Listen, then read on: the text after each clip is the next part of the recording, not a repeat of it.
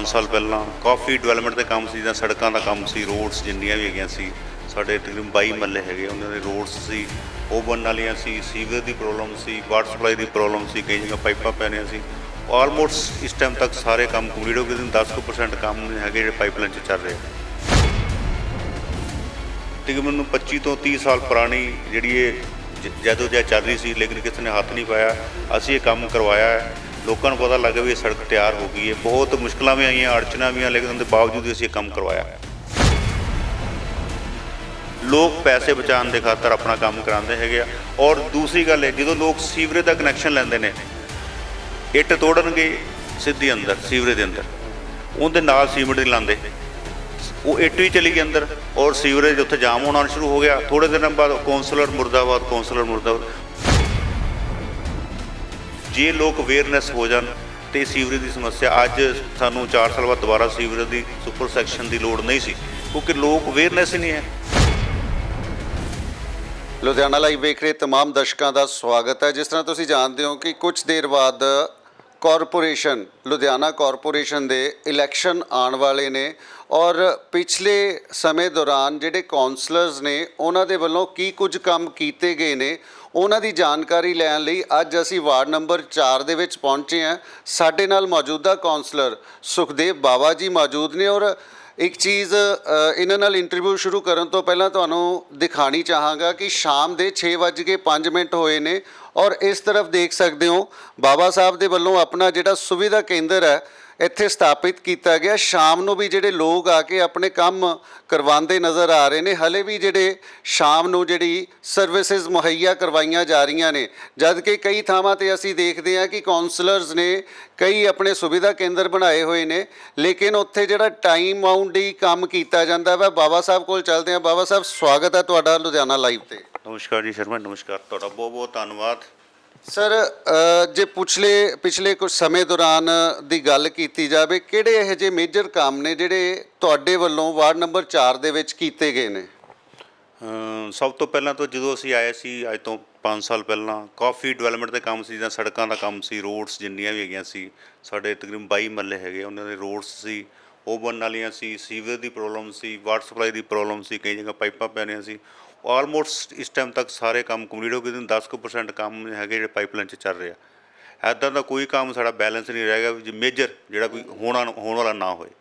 ਬਾਬਾ ਜੀ, ਅਗਰ total vote ਦੀ ਗੱਲ ਕੀਤੀ ਜਾਵੇ, ਵਾਰਡ ਨੰਬਰ 4 ਦੇ ਵਿੱਚ ਟੋਟਲ ਵੋਟਰਸ ਕਿੰਨੇ ਨੇ? ਟੋਟਲ ਵੋਟਰ ਤਕਰੀਬਨ 14 ਕੁ ਹਜ਼ਾਰ ਹੈਗੇ, 13 ਤੋਂ 14 ਹਜ਼ਾਰ ਦੇ ਵਿੱਚ ਹੈਗੇ ਆ। ਅਤੇ ਟੋਟਲ ਜਿਹੜੀ ਪੋਪੂਲੇਸ਼ਨ ਹੈਗੀ 35 ਤੋਂ 40 ਹਜ਼ਾਰ। ਅੱਛਾ, ਤੁਸੀਂ ਕਹਿ ਰਹੇ ਹੋ ਕਿ ਕਾਫੀ ਕੰਮ ਨੇ ਜਿਹੜੇ ਜ਼ਿਆਦਾਤਰ ਕਰ ਦਿੱਤੇ ਗਏ ਨੇ। ਹਾਲਾਂਕਿ ਇਸ ਅਗਰ ਹਲਕਾ ਈਸਟ ਦਾ ਇਲਾਕਾ ਪੈਂਦਾ ਵਾ, ਵਾਰਡ ਨੰਬਰ 4 ਹਲਕਾ ਈਸਟ ਦੇ ਵਿੱਚ ਆ ਜਾਂਦਾ ਔਰ ਇਸ ਵਾਰਡ ਦੀ ਹੱਦ ਤੋਂ ਅੱਗੇ ਪਿੰਡ ਕਾਕੋਵਾਲ ਸਟਾਰਟ ਹੋ ਜਾਂਦਾ ਵਾ। ਕਾਕੋਵਾਲ ਪਿੰਡ ਦੇ ਵਿੱਚ ਕਈ ਇੱਦਾਂ ਦੀਆਂ ਅਸੀਂ ਕਲੋਨੀਆਂ ਵੇਖੀਆਂ ਕਿ ਜਿੱਥੇ ਕਿ ਲੋਕ ਕਾਫੀ ਸਮੱਸਿਆਵਾਂ ਨਾਲ ਜੂਝ ਰਹੇ ਨੇ। ਉਹ ਵੀ ਦੇਖਿਆ ਕਿ ਤੁਹਾਨੂੰ ਸੰਪਰਕ ਕਰਦੇ ਆ, ਲੇਕਿਨ ਉੱਥੇ ਦੇ ਵੀ ਕਈ ਵਾਰ ਦੇਖਿਆ ਮੈਂ ਕਿ ਤੁਸੀਂ ਆਪਣੀ ਹੱਦ ਤੋਂ ਬਾਹਰ ਜਾ ਕੇ ਵੀ ਕੰਮ ਕੀਤੇ ਨੇ। ਜਿਸ ਤਰ੍ਹਾਂ ਤੁਸੀਂ ਦੱਸ ਰਹੇ ਹੋ ਸੜਕ ਚੌੜੀ ਕਰਾਈ ਹੈ, ਕਿੱਥੇ ਤੱਕ ਕਰਾਈ ਹੈ ਇਹ ਸਾਡੀ ਸੜਕ ਜਿਹੜੀ ਸੀ ਜੀ ਆਪਣਾ ਨਿਊ ਬਸੰਤ ਵਿਹਾਰ ਤੋਂ ਸਟਾਰਟ ਹੁੰਦੀ ਸੀ, ਇੱਥੋਂ ਲੈ ਕੇ ਅਸੀਂ ਚੁੰਗੀ ਤੱਕ ਤਕਰੀਬਨ ਲਗਭਗ 1 ਕਿਲੋਮੀਟਰ ਪੌਣਾ ਕਿਲੋਮੀਟਰ ਸੜਕ ਸੀ, ਜਿਹੜੀ ਤਕਰੀਬਨ 20 ਕੁ ਫੁੱਟ ਸੀ। ਇਸ ਟਾਈਮ ਪ੍ਰੈਜ਼ੈਂਟ ਉਹ 50 ਫੁੱਟ ਹੋ ਗਈ ਹੈ। ਉੱਥੇ ਇੰਟਰਲੋਕ ਦੀਆਂ ਟਾਈਲਾਂ ਲੱਗ ਗਈਆਂ, ਬਕਾਇਦਾ ਉੱਥੇ ਟਰੀ ਗਾਰਡ ਲੱਗ ਕੇ ਟਰੀ ਲੱਗੇ ਹੈਗੇ ਆ। ਇਹ ਜਿਹੜੀ ਸੜਕ ਦਾ ਸਭ ਤੋਂ ਫਾਇਦਾ ਲੋਕਾਂ ਨੂੰ ਆਉਣ ਵਾਲੇ ਸਮੇਂ 'ਚ ਮਿਲੇਗਾ, ਕਿਉਂਕਿ ਐਡੀ ਵੱਡੀ ਸੜਕ ਕਿਤੇ ਵੀ ਨਹੀਂ ਹੈਗੀ। ਨੂਰੇਵਾ ਰੋਡ ਵੀ 33 ਫੁੱਟ ਹੈ। ਇਹ ਤਕਰੀਬਨ 25 ਤੋਂ 30 ਸਾਲ ਪੁਰਾਣੀ ਜਿਹੜੀ ਇਹ ਜਦੋਂ ਚੱਲ ਰਹੀ ਸੀ, ਲੇਕਿਨ ਕਿਸੇ ਨੇ ਹੱਥ ਨਹੀਂ ਪਾਇਆ। ਅਸੀਂ ਇਹ ਕੰਮ ਕਰਵਾਇਆ ਹੈ, ਲੋਕਾਂ ਨੂੰ ਪਤਾ ਲੱਗ ਗਿਆ ਵੀ ਇਹ ਸੜਕ ਤਿਆਰ ਹੋ ਗਈ ਹੈ। ਬਹੁਤ ਮੁਸ਼ਕਲਾਂ ਵੀ ਆਈਆਂ, ਅੜਚਨਾਂ ਵੀ ਆਈਆਂ, ਲੇਕਿਨ ਉਹਦੇ ਬਾਵਜੂਦ ਅਸੀਂ ਇਹ ਕੰਮ ਕਰਵਾਇਆ। ਅੱਛਾ, ਕਈ ਵਾਰ ਦੇਖਿਆ ਗਿਆ ਕਿ ਸੀਵਰੇਜ ਦੀ ਬਹੁਤ ਸਮੱਸਿਆ ਨਾਲ ਇੱਥੋਂ ਦੇ ਜਿਹੜੇ ਨਿਵਾਸੀ ਜੂਝਦੇ ਨਜ਼ਰ ਆਏ ਨੇ। ਸੀਵਰੇਜ ਦੀ ਸਮੱਸਿਆ ਦਾ ਹੱਲ ਕਿਵੇਂ ਹੋਇਆ? ਸਰ, ਜਦੋਂ ਮੈਂ ਅੱਜ ਤੋਂ 4.5 ਸਾਲ ਪਹਿਲਾਂ ਇਲੈਕਸ਼ਨ 5 ਸਾਲ ਪਹਿਲਾਂ ਜਿੱਤਿਆ ਸੀ, ਆਇਆ ਸੀ, ਉਸ ਤੋਂ 2 ਮਹੀਨੇ ਬਾਅਦ ਮੈਂ ਸੁਪਰ ਸੈਕਸ਼ਨ ਇਸ ਏਰੀਏ 'ਚ ਲਵਾਈ ਸੀ।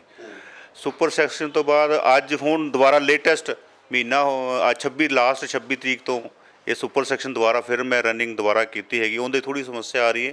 ਜਦੋਂ ਆਪਾਂ ਸੁਪਰ ਸੈਕਸ਼ਨ ਲਗਵਾਉਂਦੇ ਹੈਗੇ ਆ ਤਾਂ ਜਿੰਨੀ ਵੀ ਬ੍ਰਾਂਚਾਂ ਉਹ ਟੋਟਲੀ ਬੰਦ ਕੀਤੀਆਂ ਜਾਂਦੀਆਂ, ਕਿਉਂਕਿ ਰਾਤ ਨੂੰ ਸੁਪਰ ਸੈਕਸ਼ਨ ਲੱਗਦੀ ਹੈ, ਡਾਟ ਲੱਗ ਜਾਂਦੇ ਆ, ਕਿਉਂਕਿ ਅੰਦਰ ਸਫਾਈ ਕਰਨੀ ਹੋ। ਤਕਰੀਬਨ 36 ਇੰਚ ਡੂੰਘੀ ਲਾਈਨ ਹੈਗੀ ਹੈ, ਇਹਦੇ ਵਿੱਚ ਕੰਮ ਕਰਨਾ ਹੁੰਦਾ। ਇਸ ਕਰਕੇ ਆਉਣ ਵਾਲੇ ਹਫ਼ਤੇ 10 ਦਿਨ ਦੇ ਵਿੱਚ ਏਰੀਆ ਸਾਡਾ ਬਿਲਕੁਲ ਕਲੀਅਰ ਹੋ ਰਿਹਾ। ਕੋਸ਼ਿਸ਼ ਕਰੂੰਗਾ ਮੈਂ ਚੁੰਗੀ ਤੋਂ ਅੱਗੇ ਤੱਕ ਵੀ ਏਰੀਆ ਕਲੀਅਰ ਹੋ ਜਾਏ।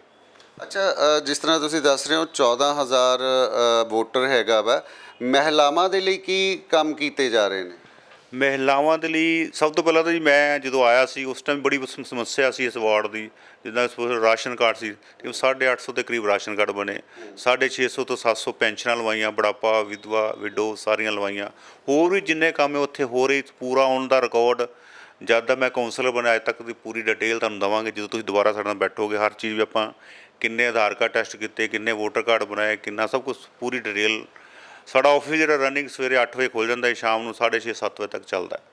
ਬਿਲਕੁਲ ਦੇਖ ਵੀ ਰਹੇ ਹਾਂ ਇਸ ਵੇਲੇ ਵੀ 6:10 ਦਾ ਟਾਈਮ ਹੈ ਔਰ ਲੋਕ ਆ ਰਹੇ ਨੇ ਤੁਹਾਡੇ ਕੋਲੇ ਕੰਮ ਕਰਵਾਉਣ ਲਈ। ਤਸਵੀਰਾਂ ਤੁਸੀਂ ਵੇਖ ਸਕਦੇ ਹੋ ਕਿਸ ਤਰ੍ਹਾਂ ਸ਼ਾਮ ਨੂੰ ਵੀ ਜਿਹੜੇ ਬਾਬਾ ਕੌਂਸਲਰ ਨੇ ਕੰਮ ਕਰਦੇ ਨਜ਼ਰ ਆ ਰਹੇ ਨੇ ਔਰ ਆਪਣੀ ਸੀਟ ਤੇ ਮੌਜੂਦ ਨੇ। ਅਗਰ ਕੋਈ ਵੀ ਇੱਥੇ ਕੋਈ ਕੰਮ ਕਰਵਾਉਣ ਲਈ ਆਂਦਾ, ਸਾਈਨ ਕਰਵਾਉਣ ਲਈ ਆਂਦਾ, ਕੋਈ ਡਾਕੂਮੈਂਟ ਬਣਵਾਉਣ ਲਈ ਆਂਦਾ ਵਾ, ਤਸਵੀਰਾਂ ਆਪਣੇ ਆਪ ਗਵਾਹੀ ਦੇ ਰਹੀਆਂ ਨੇ। ਕੰਮ ਇਹਨਾਂ ਦੇ ਸ਼ਾਮ ਨੂੰ ਵੀ ਚੱਲਦੇ ਰਹਿੰਦੇ ਨੇ। ਬਾਬਾ ਜੀ ਅਗਲੇ ਸਵਾਲ ਤੇ ਆਨੇ ਆ, ਹੈਲਥ ਔਰ ਐਜੂਕੇਸ਼ਨ ਦੇ ਵਿੱਚ ਕੀ ਕੁਝ ਕੀਤਾ ਜਾ ਰਿਹਾ ਵਾ? ਹੈਲਥ ਦਾ ਸਾਡਾ ਜਿਹੜਾ ਪ੍ਰੋਸੈਸ ਹੈ ਜੀ, ਐਜੂਕੇਸ਼ਨ ਦਾ ਇੱਕ ਸਾਡਾ ਸਕੂਲ ਮੇਰੇ ਏਰੀਏ ਐਕਚੁਅਲੀ ਜਗ੍ਹਾ ਦੀ ਬੜੀ ਦਿੱਕਤ ਹੈਗੀ। ਵਾਰਡ ਨੰਬਰ 4 'ਚ ਇੱਕ ਸਾਡਾ ਸਕੂਲ ਹੈਗਾ, ਪ੍ਰਾਇਮਰੀ ਸਕੂਲ ਹੈਗਾ ਹੀਰਾ ਨਗਰ 'ਚ। ਅਸੀਂ ਉੱਥੇ ਗ੍ਰਾਂਟ ਵੀ ਪਾਸ ਹੋਈ ਸਾਡੀ, ਸਾਰਾ ਕੁਝ ਚੈੱਕ ਵੀ ਬਣ ਗਿਆ। ਉਹ ਚੈੱਕ ਜਿਹੜੀ ਨਵੀਂ ਸਰਕਾਰ ਆਈ ਹੈ 9 ਲੱਖ ਦਾ ਚੈੱਕ ਸੀ, ਉਹ ਵੀ ਡਿਸਓਨਰ ਹੋ ਗਿਆ, ਹੁਣ ਵਾਪਸ ਚਲਾ ਗਿਆ ਸਰਕਾਰ ਆਉਣ ਦੇ ਬਾਵਜੂਦ।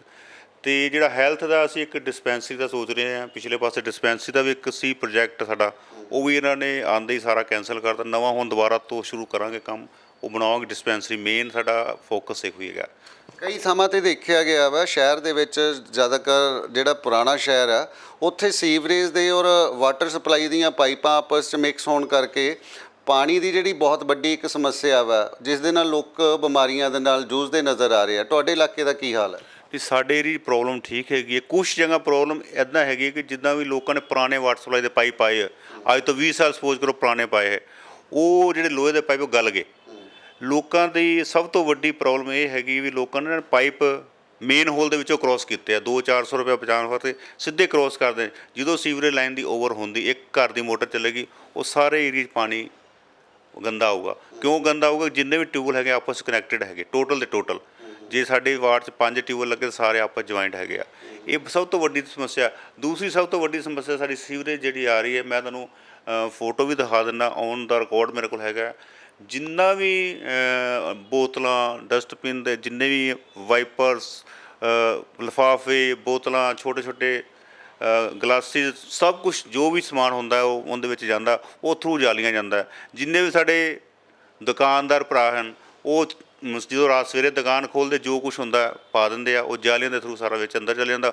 ਔਰ ਜਿੰਨੇ ਕੁਆਟਰਾਂ ਵਾਲੇ, ਸਭ ਤੋਂ ਜ਼ਿਆਦਾ ਵੱਡੀ ਮੇਜਰ ਸਮੱਸਿਆ ਕੁਆਟਰਾਂ ਦੇ, ਈਵਨ ਕਿ ਵਿੱਚ ਕੱਪੜੇ, 4 ਪਹੀਆਂ ਦੇ ਮੰਜਿਆਂ ਦੇ ਵੀ ਨਿਵਾਰਾਂ, ਹੋਰ ਕਈ ਤਰ੍ਹਾਂ ਦਾ ਸਮਾਨ ਵਿੱਚੋਂ ਨਿਕਲਦਾ। ਮੈਂ ਤੁਹਾਨੂੰ ਦਿਖਾਊਂਗਾ, ਔਨ ਦਾ ਰਿਕਾਰਡ ਦਿਖਾਊਂਗਾ, ਕਿਉਂਕਿ ਮੈਂ ਸੁਪਰ ਸੈਸ਼ਨ ਕਰਾ ਰਿਹਾ। ਉਹਦੇ ਵਿੱਚ ਇੰਨਾ ਹੀ ਸਮੱਸਿਆ ਆ ਰਹੀ ਹੈ। ਜੇ ਲੋਕ ਅਵੇਅਰਨੈਸ ਹੋ ਜਾਣ ਅਤੇ ਸੀਵਰੇਜ ਦੀ ਸਮੱਸਿਆ, ਅੱਜ ਸਾਨੂੰ 4 ਸਾਲ ਬਾਅਦ ਦੁਬਾਰਾ ਸੀਵਰੇਜ ਦੀ ਸੁਪਰ ਸੈਕਸ਼ਨ ਦੀ ਲੋੜ ਨਹੀਂ ਸੀ, ਕਿਉਂਕਿ ਲੋਕ ਅਵੇਅਰਨੈਸ ਹੀ ਨਹੀਂ ਹੈ। ਸਵੇਰੇ ਝਾੜੂ ਮਾਰਨਗੇ, ਸਿੱਧਾ ਜਿਹੜੀ ਰੇਨਿੰਗ ਵਾਟਰ ਦੀ ਜਾਲੀ ਉਹਦੇ ਵਿੱਚ ਛੱਡ ਦੇਣਗੇ ਕੂੜਾ। ਲੇਕਿਨ ਲੋਕਾਂ ਨੂੰ ਅਵੇਅਰਨੈਸ ਹੋਣਾ ਪਊਗਾ। ਜਦ ਤੱਕ ਅਸੀਂ ਅਵੇਅਰਨੈਸ ਨਹੀਂ ਹੋਊਗੀ, ਸਾਡਾ ਦੇਸ਼, ਸਾਡਾ ਸਮਾਜ, ਸਾਡਾ ਮਹੱਲਾ ਵਧੀਆ ਨਹੀਂ ਬਣੇਗਾ। ਕੌਂਸਲਰ ਦਾ ਇਹ ਕੰਮ ਹੁੰਦਾ ਹੈ, ਕੌਂਸਲਰ ਨੇ ਕੰਮ ਕਰਾਉਣਾ, ਲੇਕਿਨ ਉਹਦੀ ਦੇਖ ਰੇਖ ਕਰਨੀ ਤੁਸੀਂ, ਤੁਹਾਡਾ ਫਰਜ਼ ਬਣਦਾ, ਤੁਹਾਡੀ ਰਿਸਪੌਂਸਿਬਿਲਟੀ ਹੈ। ਈਵਨ ਕਿ ਹੁਣ ਸੜਕਾਂ ਸਾਰੀਆਂ ਬਣੀਆਂ, ਟੋਟਲ ਸਾਰੀਆਂ, ਜਦੋਂ ਕਿਸੇ ਨੇ ਸੜਕਾਂ ਜਦੋਂ ਬਣ ਜਾਂਦੀਆਂ ਇਮੀਡੀਏਟ ਕਨੈਕਸ਼ਨ ਲੈਣਾ ਸ਼ੁਰੂ ਕਰ ਦਿੰਦੇ। ਜਦ 1 ਮਹੀਨਾ 2 ਮਹੀਨੇ ਸੜਕ ਪੈਂਡਿੰਗ ਹੈਗੀ, ਬਣਨ ਵਾਲੀ ਹੈਗੀ, ਤੁਸੀਂ ਉਦੋਂ ਲਓ।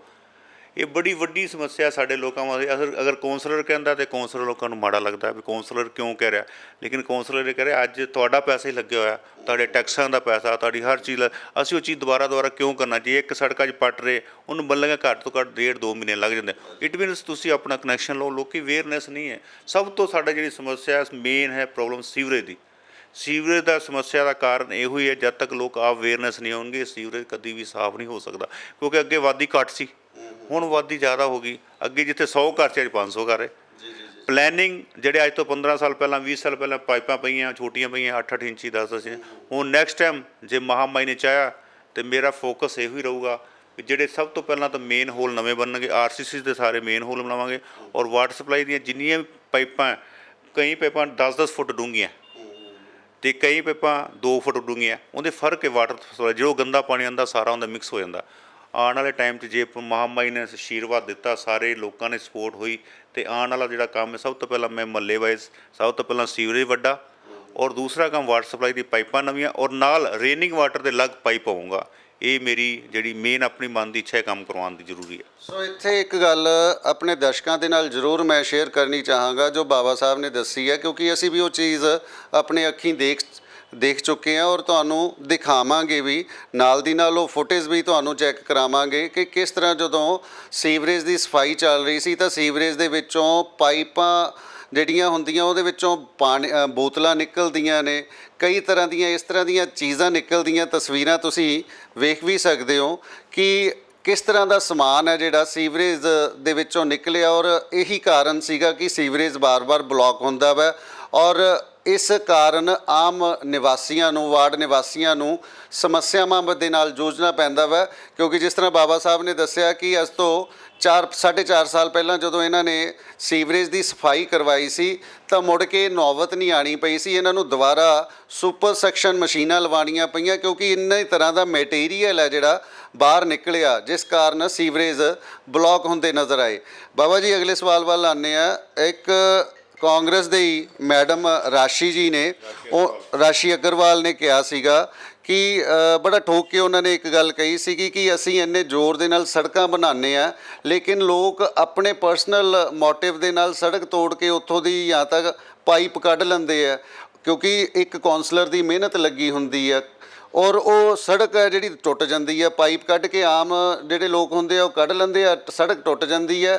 ਉਹਨਾਂ ਨੇ ਇਹ ਦਾਅਵਾ ਕੀਤਾ ਕਿ ਮੈਂ ਦੁਬਾਰਾ ਸੜਕ ਨਹੀਂ ਬਣਾਵਾਂਗੀ। ਤੁਹਾਡੇ ਇਲਾਕੇ ਦਾ ਕੀ ਹਾਲ ਹੈ? ਮੈਂ ਵੀ ਤਕਰੀਬਨ ਸਾਰਿਆਂ ਨੂੰ ਅਪੀਲ ਇਹੋ ਹੀ ਕਰਾਂਗਾ ਕਿ ਦੁਬਾਰਾ ਸੜਕ ਬਣਾਉਣ ਦੀ ਨੌਬਤ ਨਾ ਆਏ, ਕਿਉਂਕਿ ਤੁਹਾਡਾ ਪੈਸਾ ਇੱਕ ਪੈਸਾ ਤੁਹਾਡਾ ਲੱਗਿਆ ਹੈਗਾ, ਤੁਹਾਡੇ ਖੂਨ ਪਸੀਨੇ ਦੀ ਕਮਾਈ ਦਾ ਪੈਸਾ ਹੈਗਾ। ਜਿਹੜੀ ਸੜਕਾਂ ਜੇ ਅੱਜ ਅਸੀਂ ਬਣਾ ਲਈ, ਇਹਨੂੰ 5 ਸਾਲ 10 ਸਾਲ, ਕਿਉਂਕਿ ਇੰਟਰਲੋਕ ਦੀ ਟਾਈਲ ਹੈਗੀ ਹੈ, ਜੇ ਟੁੱਟ ਗਈ ਇਹਨੂੰ ਦੁਬਾਰਾ ਅਸੀਂ ਸੈਟਿੰਗ ਵੀ ਕਰ ਸਕਦੇ, ਲੇਕਿਨ ਜਦੋਂ ਤੁਸੀਂ ਟਾਈਲ ਇੱਕ ਜਗ੍ਹਾ ਤੋਂ ਪੱਟ ਕੇ ਦੁਬਾਰਾ ਲਗਾਓਗੇ ਲੇਕਿਨ ਸੈਟਿੰਗ ਨਹੀਂ ਆਏਗੀ।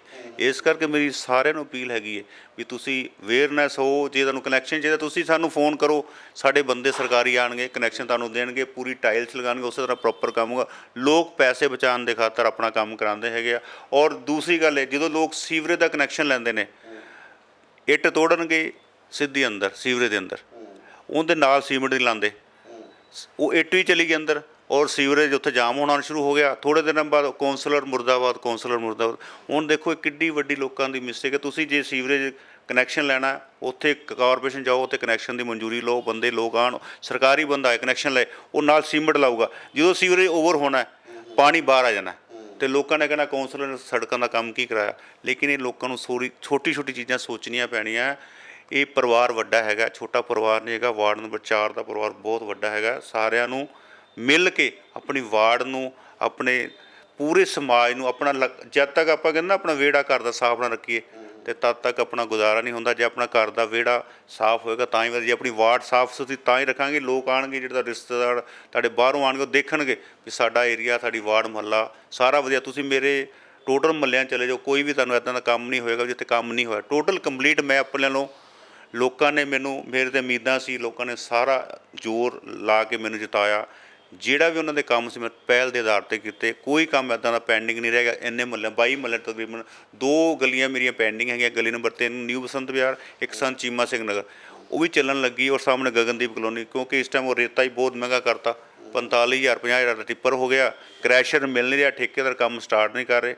ਥੋੜ੍ਹੇ ਦਿਨ 'ਚ ਜੇ ਉਹ ਹੋ ਜਾਂਦਾ ਕੰਮ, ਤਾਂ ਮੇਰੇ 2 ਕੰਮ ਪੈਂਡਿੰਗ ਹੈਗੇ, ਰਨਿੰਗ 'ਚ ਹੋ ਜਾਣਗੇ ਅਤੇ ਮੇਰੀ ਵਾਰਡ ਤੇ ਲਮਸਮ ਕਲੀਅਰ ਹੋਏਗੀ। ਕੋਈ ਵੀ ਮੇਰੀ ਵਾਰਡ ਦੇ ਵਿੱਚ 1 ਇੰਚ ਜਗ੍ਹਾ ਵੀ ਕੱਚੀ ਨਹੀਂ ਰਹਿ ਜਾਏਗੀ।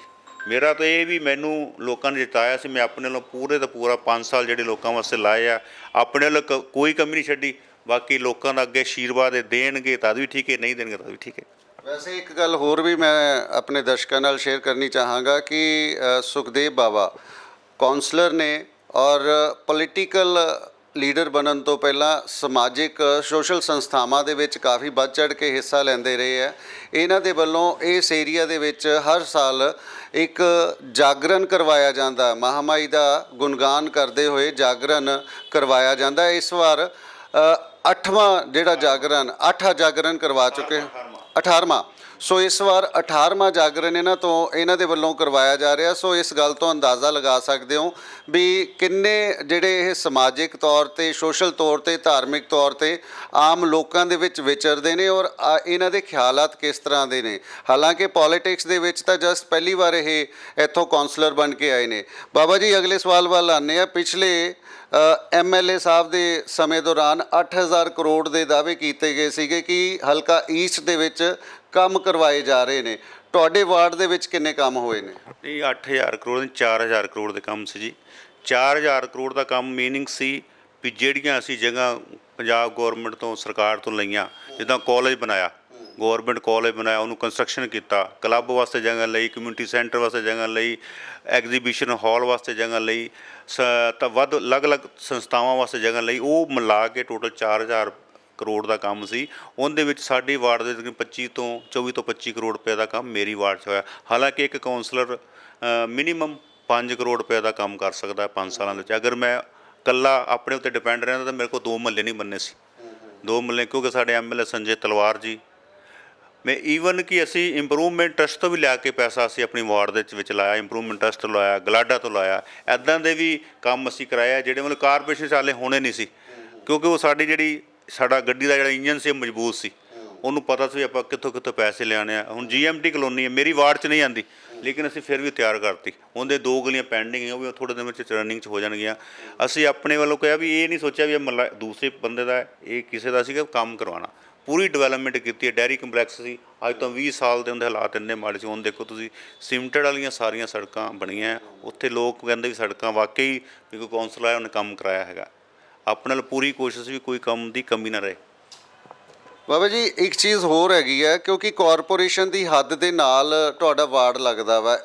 ਇਸ ਵਾਰਡ ਦੀ ਹੱਦ ਤੋਂ ਬਾਹਰ ਹੈ ਜਿਹੜਾ ਪਿੰਡ ਦਾ ਏਰੀਆ ਸਟਾਰਟ ਹੋ ਜਾਂਦਾ ਵਾ। ਔਰ ਉੱਥੇ ਅਕਸਰ ਅਸੀਂ ਦੇਖਦੇ ਹਾਂ ਕਿ ਜਿਹੜੀਆਂ ਇਲੀਗਲ ਕਲੋਨੀਜ਼ ਬਣੀਆਂ ਹੋਈਆਂ, ਉਹਨਾਂ ਦੇ ਜਿਹੜੇ ਨਿਵਾਸੀ ਨੇ ਅਕਸਰ ਸਮੱਸਿਆਵਾਂ ਦੇ ਨਾਲ ਜੂਝਦੇ ਨਜ਼ਰ ਆਉਂਦੇ ਆ। ਉਹਨਾਂ ਦੇ ਵੱਲੋਂ ਕਿਹਾ ਜਾਂਦਾ ਹੈ ਕਿ ਨਾ ਤਾਂ ਸਾਡੀ ਸਰਪੰਚ ਸੁਣਦਾ ਵਾ, ਲੇਕਿਨ ਜੇ ਅਸੀਂ ਬਾਬਾ ਜੀ ਕੋਲ ਜਾਂਦੇ ਹਾਂ ਤਾਂ ਬਾਬਾ ਜੀ ਦੇ ਹੱਦ ਤੋਂ ਬਾਹਰ ਹੋਣ ਕਰਕੇ ਫਿਰ ਵੀ ਸਾਡੀ ਉੱਥੇ ਸੁਣਵਾਈ ਹੁੰਦੀ ਹੈ, ਪਰ ਉਹਨਾਂ ਦੇ ਬੱਸ 'ਚ ਕੁਛ ਨਹੀਂ ਹੈ। ਉਹਨਾਂ ਨੂੰ ਕਿਸ ਤਰ੍ਹਾਂ ਸਮੱਸਿਆਵਾਂ ਤੋਂ ਨਿਜਾਤ ਦਿਲਾਈ ਜਾ ਸਕਦੀ? ਉੱਥੇ ਨਾ ਜੀ ਜਿਹੜੀ ਹੱਦਬੰਦੀ ਚੌਂਕ ਇਹਦੀ ਕਾਰਪੋਰੇਸ਼ਨ, ਉੱਥੇ ਨਾ ਸੀਵਰੇਜ ਦੀ ਸਮੱਸਿਆ ਹੈਗੀ ਹੈ। ਅਸੀਂ ਹੁਣ ਜਿਹੜਾ ਸੀਵਰੇਜ ਹੈਗਾ ਉੱਥੋਂ ਤੱਕ ਕਲੀਅਰ ਕਰਵਾ ਰਹੇ ਹਾਂ। ਉਹਦੇ ਕਰਾਉਣ ਨਾਲ ਸਾਰਾ ਏਰੀਆ ਕਲੀਅਰ ਹੋ ਜਾਏਗਾ। ਲੇਕਿਨ ਲੋਕਾਂ ਨੂੰ ਅਪੀਲ ਕਰਨਾ ਚਾਹੁੰਦਾ, ਉੱਧਰੋਂ ਜਿਹੜਾ ਪਾਣੀ ਆਉਂਦਾ, ਜਿੱਦਾਂ ਡੈਰੀਆਂ ਹੋ ਗਈਆਂ, ਕੁਝ ਉੱਧਰ ਫੈਕਟਰੀਆਂ ਬਹੁਤ ਜ਼ਿਆਦਾ, ਉਹਦੇ ਵਿੱਚ ਜਿਹੜਾ ਸਮਾਨ ਹੈ ਉਹਨੂੰ ਰੋਕਣਾ ਆਪਣਾ ਫਰਜ਼ ਬਣੇਗਾ। ਲੇਕਿਨ ਕੋਈ ਵੀ ਕੌਂਸਲਰ 2 ਵਾਰੀ ਜਲਦੀ ਇੰਨੀ ਜਲਦੀ ਸੁਪਰ ਸੈਕਸ਼ਨ ਨਹੀਂ ਹੁੰਦੀ, ਲੇਕਿਨ ਮੈਂ ਕਰਵਾ ਰਿਹਾ ਹੈਗਾ। ਅਪੀਲ ਕਰਦਾ ਉਹ ਏਰੀਆ ਤਕਰੀਬਨ ਆਉਣ ਵਾਲੇ 15-20 ਦਿਨ 'ਚ ਬਿਲਕੁਲ ਕਲੀਅਰ ਹੋ ਜਾਏਗਾ। ਪਿੰਡ ਦਾ ਏਰੀਆ ਵੀ, ਪਿੰਡ ਦੇ ਸਰਾਊਂਡਿੰਗ ਸਾਰੇ ਪਾਸੇ ਸੁਪਰ ਸੈਕਸ਼ਨ ਲੱਗ ਗਈ ਹੈਗੀ ਹੈ। ਜਿਹੜਾ ਸਾਡਾ ਕਾਰਪੋਰੇਸ਼ਨ ਦਾ ਏਰੀਆ ਤੇ ਸੁਪਰ ਸੈਕਸ਼ਨ ਚੱਲ ਰਹੀ ਹੈ, ਵਿਦਿਨ 10 ਡੇਜ਼ ਸਾਰਾ ਕਲੀਅਰ ਹੋ ਜਾਏਗਾ, ਸਮੱਸਿਆ ਦੇ ਹੱਲ ਹੋ ਜਾਏਗੀ। ਸੋ ਜਿਸ ਤਰ੍ਹਾਂ ਤੁਸੀਂ ਸੁਣਿਆ, ਸੁਖਦੇਵ ਬਾਬਾ ਜੀ ਬੜੀ ਬੇਬਾਕੀ ਦੇ ਨਾਲ ਆਪਣੇ ਗੱਲਬਾਤ ਰੱਖ ਰਹੇ ਸਨ ਔਰ ਜਿਹੜੇ ਕੰਮ ਉਹਨਾਂ ਦੇ ਵੱਲੋਂ ਕੀਤੇ ਗਏ ਨੇ ਉਹਨਾਂ ਦੀ ਸਾਰੀ ਡਿਟੇਲ ਸਾਡੇ ਨਾਲ ਸਾਂਝੀ ਕੀਤੀ ਹੈ। ਹਾਲਾਂਕਿ ਉਹਨਾਂ ਦੇ ਰਿਪੋਰਟ ਕਾਰਡ ਦੇ ਨਾਲ ਤੁਸੀਂ ਕਿੰਨੇ ਕੁ ਸਹਿਮਤ ਹੋ, ਕਮੈਂਟਸ ਦੇ ਵਿੱਚ ਜ਼ਰੂਰ ਸਾਡੇ ਨਾਲ ਸ਼ੇਅਰ ਕਰੋ ਕਿ ਤੁਸੀਂ 4 ਨੰਬਰ ਵਾਰਡ ਦੇ ਨਿਵਾਸੀ ਹੋ। ਅਗਰ ਕਿਸੇ ਵੀ ਇਲਾਕੇ ਦੇ ਵਿੱਚ ਜਾਂ ਕਿਸੇ ਮੁਹੱਲੇ ਦੇ ਵਿੱਚ ਕੋਈ ਕੰਮ ਪੈਂਡਿੰਗ ਹੈ ਤਾਂ ਉਸ ਦੇ ਬਾਰੇ ਵੀ ਜਾਣਕਾਰੀ ਦਿਓ। ਅਗਰ ਨਹੀਂ ਤੁਸੀਂ ਸੈਟਿਸਫਾਈਡ, ਉਹ ਵੀ ਸਾਨੂੰ ਦੱਸੋ। ਅਗਰ ਸੈਟਿਸਫਾਈਡ ਹੈ ਤਾਂ ਵੀ ਸਾਨੂੰ ਤੁਸੀਂ ਕਮੈਂਟ ਕਰਕੇ ਦੱਸ ਸਕਦੇ ਹੋ। ਸੋ ਇਹ ਸਨ ਵਾਰਡ ਨੰਬਰ 4 ਦੇ ਮੌਜੂਦਾ ਕੌਂਸਲਰ ਸੁਖਦੇਵ ਬਾਵਾ। ਇਸੇ ਤਰ੍ਹਾਂ ਹੋਰ ਸ਼ਖਸੀਅਤਾਂ ਦੇ ਨਾਲ ਰੂਬਰੂ ਕਰਵਾਉਂਦੇ ਰਹਾਂਗੇ। ਫਿਰ ਮਿਲਦੇ ਹਾਂ ਨਵੀਆਂ ਤੇ ਤਾਜ਼ਾ ਤਸਵੀਰਾਂ ਦੇ ਨਾਲ। ਫਿਲਹਾਲ ਮੈਨੂੰ ਦਿਓ ਇਜਾਜ਼ਤ। ਕੈਮਰਾਮੈਨ ਸੰਜੇ ਸੀਤੀਆ ਦੇ ਨਾਲ ਅਰੁਣ ਕੌਸ਼ਲ ਦੀ ਖਾਸ ਰਿਪੋਰਟ। ਵੇਖਦੇ ਰਹੋ ਲੁਧਿਆਣਾ ਲਾਈਵ।